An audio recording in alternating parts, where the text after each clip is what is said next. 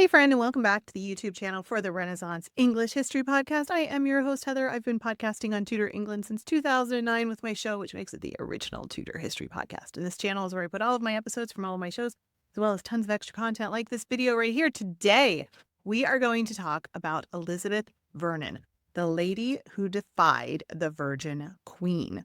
So Elizabeth Vernon was a maid of honor to Elizabeth I, until she disappeared from court and came back pregnant, married, and in serious trouble. Her husband, whom she married, was the third Earl of Southampton, Shakespeare's patron, and possibly the fair youth of the sonnets, the mysterious fair youth. Their secret wedding caused a massive scandal, landed him in prison, and got her kicked out of the Queen's presence. So we are going to talk today about her life.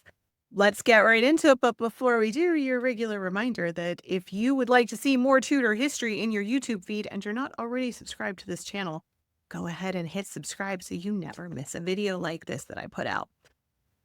All right, my friend, it was 1598 and Elizabeth Vernon had a secret. She was a maid of honor to the Queen, sworn to service, sworn to obedience, and definitely not allowed to sneak off and marry behind Elizabeth's back. But she did exactly that. Her husband was Henry Wriothesley, the dashing third Earl of Southampton. He was a soldier, he was a courtier, and according to some, he was the mysterious fair youth of Shakespeare's sonnets. The fallout was fast and furious. He wound up in prison, she wound up in disgrace. But who was this woman who risked it all for love, and why did it cause such a royal meltdown? So Elizabeth Vernon was born around 1572 into a well-connected family. Her father was John Vernon of Hodnet, but her more important connection was through her cousin, Robert Devereux, Earl of Essex, the Queen's famously volatile favorite. That family link helped her land a place as a maid of honor in Elizabeth I's household. It sounds quite glamorous, of course, jewels, gowns, court masks, but being a maid of honor meant existing under a microscope. Every smile, every conversation, every glance at a man was potentially political. Elizabeth stood in the same chamber as power, but she wasn't allowed to touch it, not unless she was prepared to deal with consequences. And somewhere along the way, she started a relationship with the one man who would drag her right into the fire. Who was Henry Wriothesley? He was one of the most eligible bachelors at court. He was handsome, charming, heir to one of the great earldoms, and famously allergic to marriage proposals. For years, he turned down matches left and right, including a proposed union with Elizabeth Vere, the daughter of the Earl of Oxford. People noticed, and not just about the refusals. William Shakespeare dedicated a couple of works, including Venus and Adonis, to him in swoony poetic terms.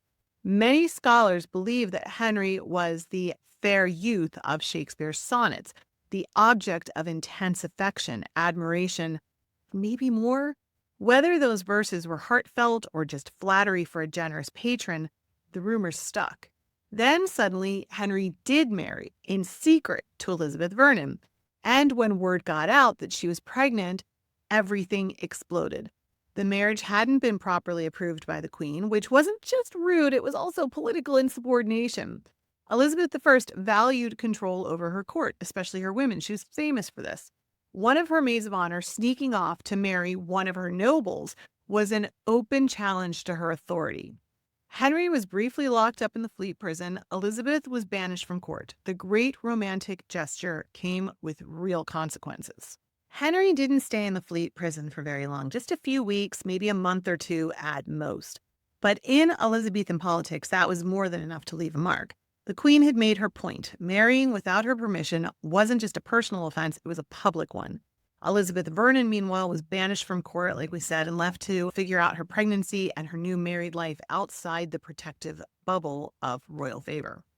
Once the initial storm passed, the two settled into a quieter life, or at least as quiet as it could be given the political world that they lived in. They had several children, including a son, James, who would later die fighting in the Netherlands. The scandal began to fade, but the political turbulence didn't. Now, they had connections, of course, like we said, to the Earl of Essex, Robert Devereux, who had been Elizabeth's favorite, and that pulled them into another mess in 1601. Essex, of course, led a failed rebellion against the Queen, and Henry was caught up in the fallout. Once again, he landed in prison. Elizabeth Vernon wasn't dragged into the proceedings, but she would have endured yet another season of uncertainty, this time with her husband facing potential execution. When Elizabeth I died in 1603 and James VI of Scotland took the English throne as James I, everything began to shift for them. Henry was released and returned to favor under James I. Elizabeth also reappeared at court, though she seems to have preferred a quieter presence. I mean, I don't blame her. There were no more scandals, no more secret weddings, just a noble woman who was keeping her head down and keeping her husband alive in a political world where men who crossed the crown didn't always get second chances like he did.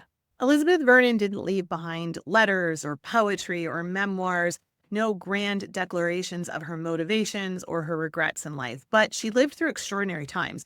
After her husband died in 1624, she entered her long widowhood over 30 years, during which time she saw the world around her change dramatically. She witnessed the reigns of James I and Charles I, the growing tensions between Crown and the Parliament, and the brutal reality of civil war. So Elizabeth Vernon's political position during the English Civil War was clear. They were staunch royalists. Her only surviving son, Thomas, the fourth Earl of Southampton, was a key supporter of Charles I. He served in Parliament but remained loyal to the king even after war broke out. He later became Lord High Treasurer under Charles II, so he survived the Civil War, and he helped to restore royal authority after the monarchy returned in 1660. As for Elizabeth herself, she stayed largely out of the public eye during the 1640s, but she was still alive during the king's execution in 1649. She watched from a distance as the crown her family had served for generations collapsed into dust. She was well into her 80s by then, living through a time when royalist families like hers saw their fortunes threatened, their titles questioned, and their estates endangered. And yet she endured.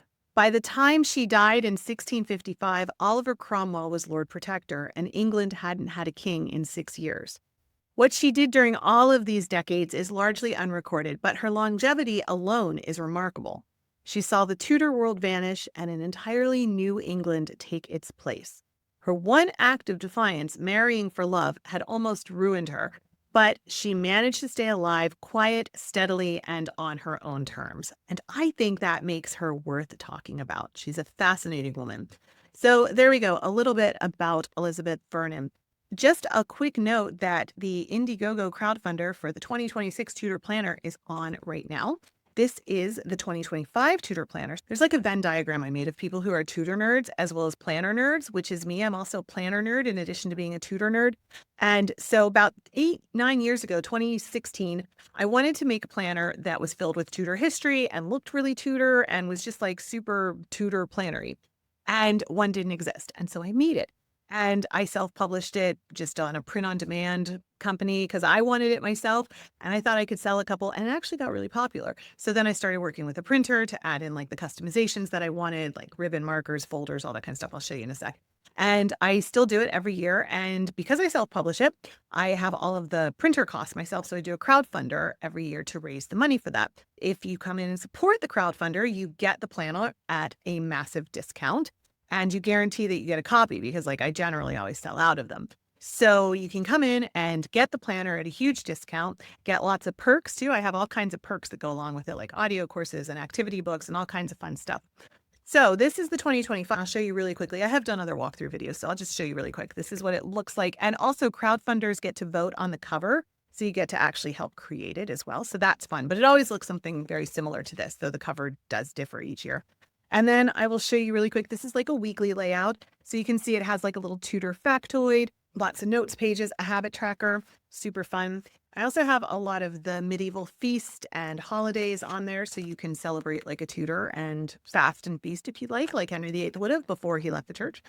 This is the monthly layout. So again, there's a tutor fact. There's a Spotify listening list. So you can listen to tutor music while you're planning. So I have a bunch of like listening suggestions every month. There's a tutor quote, notes pages, goals pages, all that kind of stuff. It is a Monday start. So I should say that too, because some people like a Sunday start, but it's a Monday start. And there's tons of notes pages. There's like dotted for bullet journaling, lined as well, and then just blank there. And then a double-sided pocket in the back to put your papers. And then 3 pages of stickers as well that look something like that. So there's 3 pages of those. And then a ribbon marker so you can keep yourself all organized. There's also goals pages, goal review pages every month so you can keep track of your goals and plans. So this is the Tutor Planner. So I will put the Indiegogo link below so you can come in and support the crowdfunder and get it at a discount and guarantee that you will get a copy. We send the Indiegogo ones out generally the last week of November, first week of December. It might change a little bit, but it's around that time. And, it just depends on when we get it from the printer and when we can pack them all up and send them all out and all of that kind of stuff. So that is the Tutor Planner 2025 version. Crowdfunder for the 2026 is on now. All right. Thank you to those of you who support the planner. It is so much fun to do that every year. It's a super fun project that I love to do. All right, you know what comes next, my friend? If you made it this far in the video and enjoyed it, I sure would appreciate a press that like button. It helps to speed that algorithm and get our content to even more people. And I hope I earned your subscription to my channel where I put out videos like this on the regular. If you would like to keep watching videos on Tudor women and their scandals, here's one that I did a couple of months ago, which you might enjoy. And here's a video that YouTube thinks you'll enjoy. Thanks so much for being here. Remember, you are deeply and truly loved. I'm so glad I share the planet with you. I will be back very, very soon. Don't forget to drink your water, friend. All right, bye-bye.